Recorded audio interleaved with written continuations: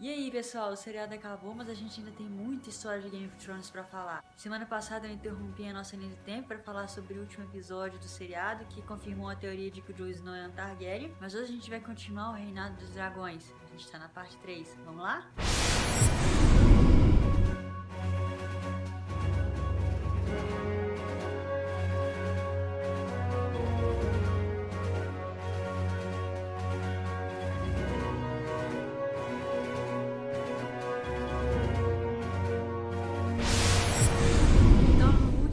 Sobre o Reinado dos Dragões, a gente viu a vitória do Aegon sobre o rei Harrenhal, que era senhor das terras fluviais. Vimos que o Balerion, o dragão negro do Aegon, queimou todo o castelo gigantesco do Harrenhal. E agora a gente vai saber o que aconteceu em seguida, como se deu a conquista do resto dos 7 reinos do Westeros. Então, com a derrota do Harrenhal, as terras fluviais já estavam conquistadas pelo Aegon. Mais pro sul, a Rhaenys, a rainha mais nova, a irmã caçula do Aegon, foi lutar contra o segundo inimigo mais perigoso do irmão dela, que era o rei Argilac de Ponta Tempestade. Venceu, né, gente? Com a ajuda da mão do rei dele, que era o Varys Baratheon, estão lembrados? Ela conquistou as terras da Tempestade. E o Varys Baratheon casou com a filha do rei Argilac e se tornou então o senhor das terras da Tempestade. Vamos contando então, agora o Aegon tinha as terras fluviais e tinha as terras da tempestade. Sabendo da derrota dos reis Harrenhal e do rei Argilac, os senhores lá do oeste resolveram enfrentar o Aegon. Lá de Jardim de Cima veio o rei Meryn Gardner, e lá de Rochedo Castle veio o rei Loren Lannister. Juntos, esses dois reis reuniram o maior exército que o Westeros já conheceu na história.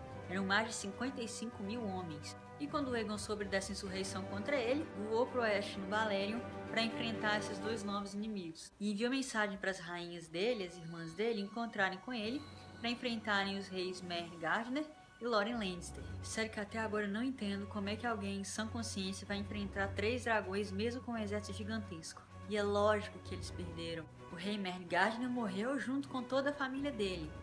E então, o Aegon confirmou como novo senhor de Jardim de Cima o intendente que serviu os Gardner há mais de um século, o agora senhor Harlan Tyrell.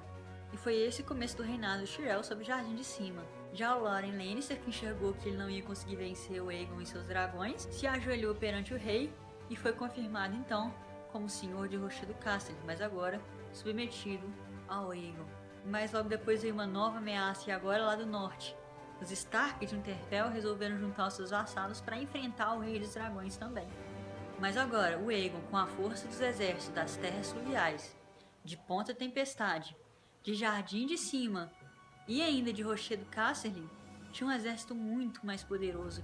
E o rei Torrhen Stark, rei do norte, viu que ele não tinha chance nenhuma. E antes de começar a lutar, às margens do Rio do Tridente, ele se ajoelhou perante o rei e ficou conhecido como Torrhen, o rei que ajoelhou, e foi confirmado como senhor de Winterfell e não mais como o rei.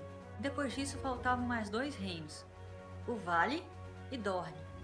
Para o Vale voou a Visenya, montada no Vhagar, o dragão verde dela, e foi muito fácil.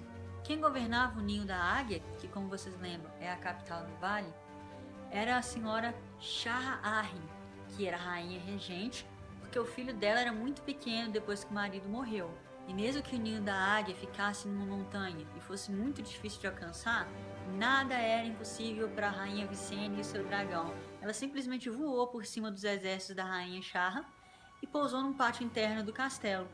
Quando a rainha Shara chegou, junto com os seus cavaleiros e protetores, encontrou o filho dela, o próximo senhor do vale, sentado no colo da Visenya e brincando com o dragão. Não teve briga, não teve discussão, não teve nada. A rainha Shara simplesmente falou que agora ela reconhecia o Aegon como rei e foi confirmado o filho dela como senhor do Vale de Arryn.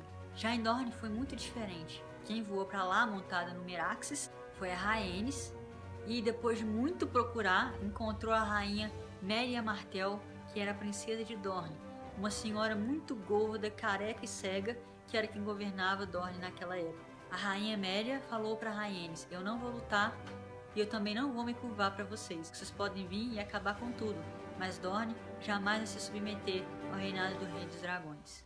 E assim Dorne permaneceu insubmisso por mais de um século depois que todos os outros reinos já tinham sido submetidos ao reinado do Aegon. Durante muito tempo foram 6 e não 7 reinos, apesar de que o rei Aegon era considerado rei de 7 reinos. E depois que o Aegon Targaryen foi coroado e reconhecido como rei de todo Westeros, começou finalmente o domínio dos Targaryen sobre as terras do continente ocidental do Westeros. Então por hoje é só, pessoal, a gente fica por aqui. Na semana que vem a gente vai ver como foi o reinado do Aegon Targaryen, primeiro de seu nome, protetor de todo Westeros, rei dos Ândalos, dos Rhoynar, porque até agora foi só conquista, né? Agora a gente vai ver como foi o reino, quem sucedeu e o que aconteceu nos séculos seguintes. Até semana que vem, valeu, tchau, tchau!